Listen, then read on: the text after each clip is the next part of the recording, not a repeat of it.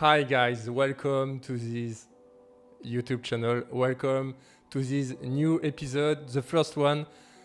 I'm a French guy learning Korean at home, and in this episode I want to show you that you can learn without traveling, without doing some immersion, a foreign language from your home, literally from your bedroom.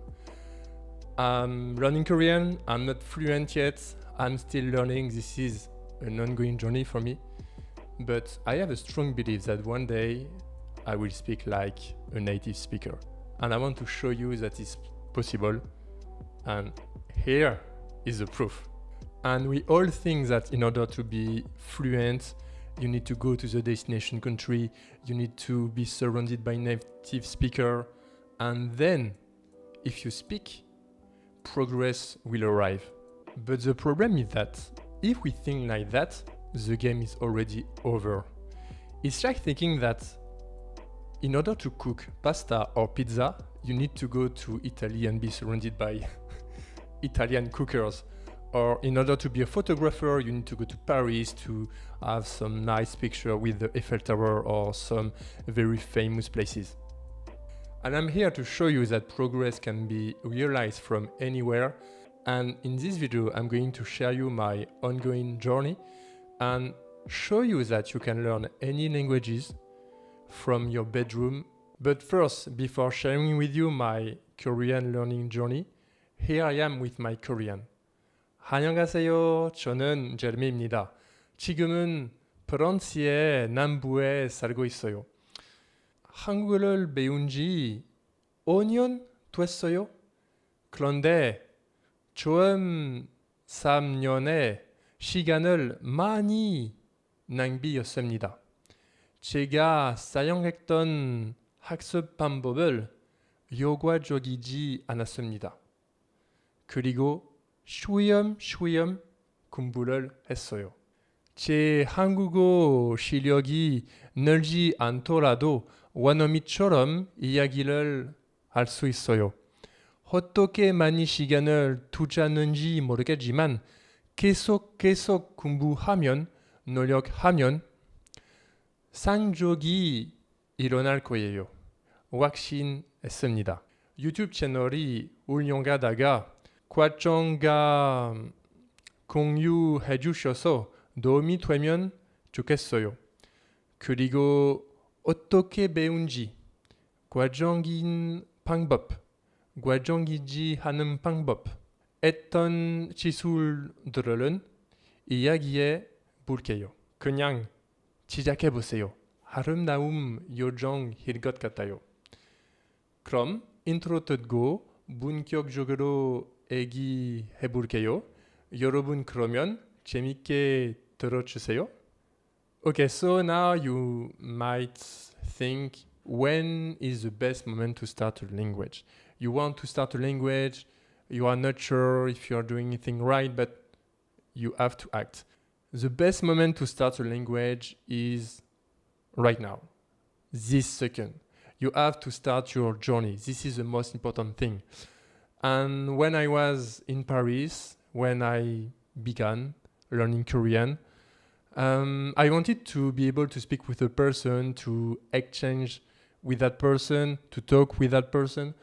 And I started learning Korean by first learning the alphabet, the Hangul. I remember I watched a video of 10 minutes explaining each vowel and consonant, and at the beginning it was difficult.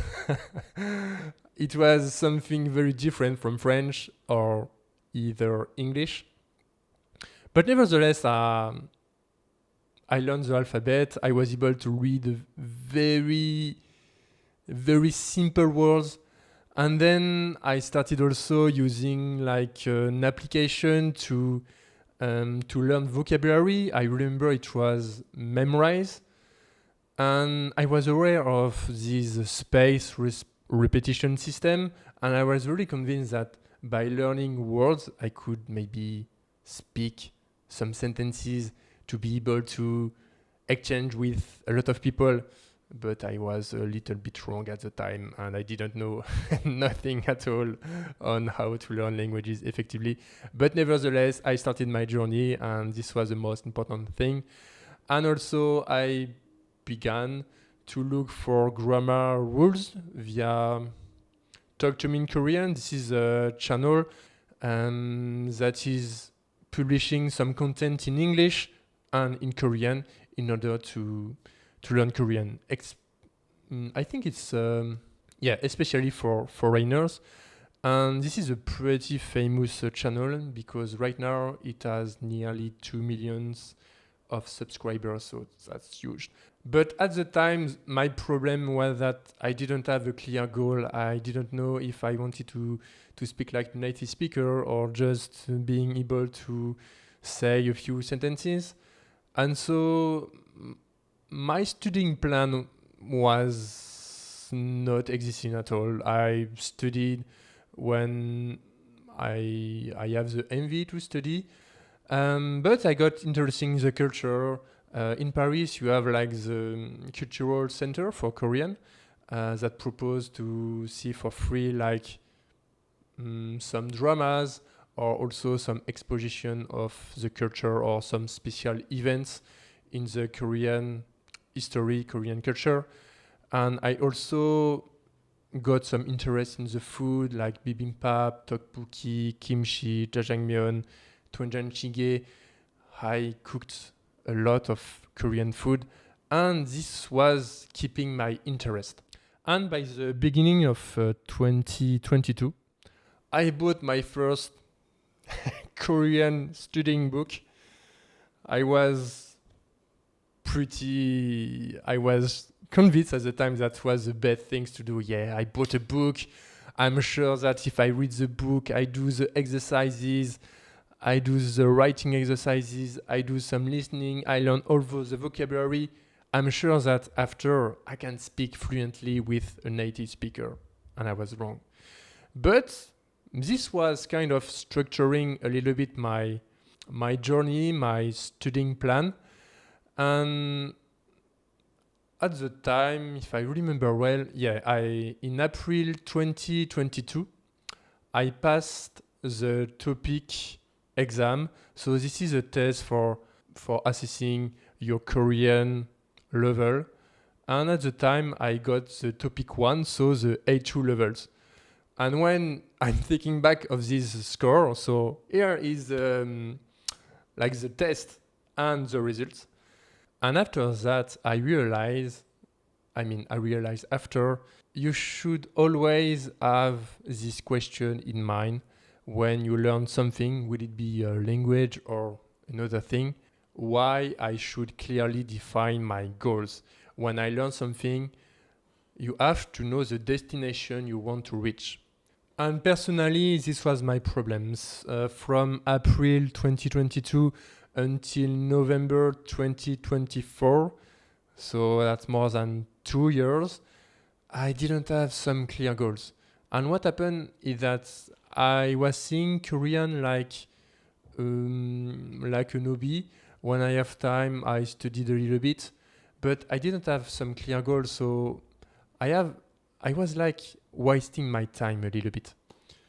During this period too, I bought another book like the level 2 of the first one, some niveau intermédiaire, cours de coréen. So in English, it's like intermediate level.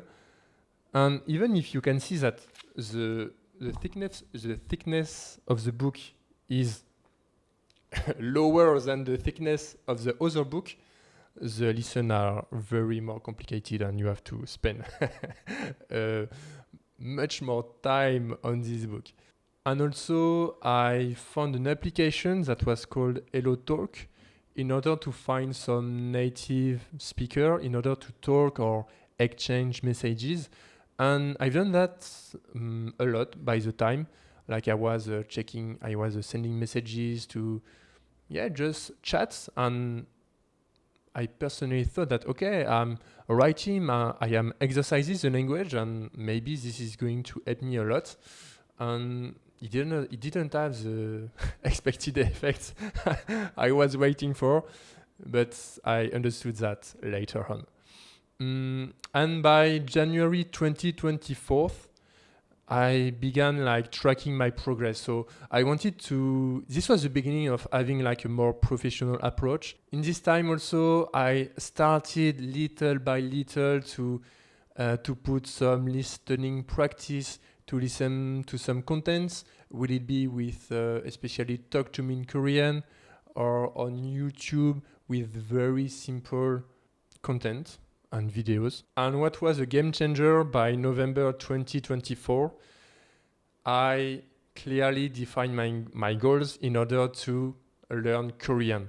And I will talk about that in another video on how you should define your goals, and I will show you the complete process I followed in order to do that.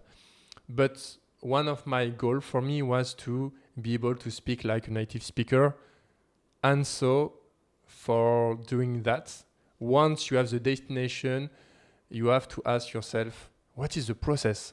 How can I get to the destination? And here you should ask yourself this question. Are there some people who succeeded in doing what I want to do? For me personally, I search on YouTube, people who learn Korean by themselves, or maybe some polyglots, people who are able to speak very different languages without having specially traveled in the destination countries. And I found like 3 channels that inspired me a lot. This was Zoe Languages. So this is a Chinese girl who can speak like 7 languages. Among them, so Chinese, French, German, English, Arabic, and also Turkish, and maybe another one.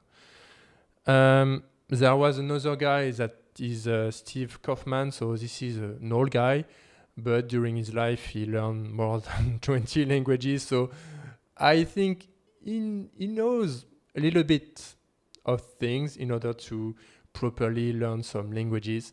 And also regarding Korean, there is an American guy living in New York that is called John, and he has a YouTube channel, Johnsem Ono Subtopok. And this is the typical example of a guy living in New York. He didn't maybe travel in Korea, but he learned Korean from home, and now he can speak Korean even better than some native speakers. So this is quite impressive. So you find these people, you find the people who reach the result you want to do, and then you just follow their advices. And at some point, all become crystal clear. I knew perfectly what to do, which action to put in place in order to me to reach my goal to be able to speak like a native speaker. And so from last November until now, I'm focusing my studying especially on watching and listening some Korean content, on putting a strong emphasis on comprehension. And since November 2024 until now, I listen to more than content. I watch more than content than the 4 years before. So in order to conclude this video, if you want to speak like a native speaker, this is possible. Like I'm French, I speak English, I think at a natural speed, like if I was speaking French. Maybe my pronunciation is not perfect, my accent is French, and that's okay, I don't care. And so that's the same for you. If you want to speak like a native speaker, this is possible. You just have to believe it. And even if your goal, for example, you don't have like a goal of speaking like a native speaker, but you want to get interested in learning a language, I'm sure that you can find some value in this channel in the following videos that are going to come soon. And so stay tuned for the next video. I wish you a good day. Bye bye.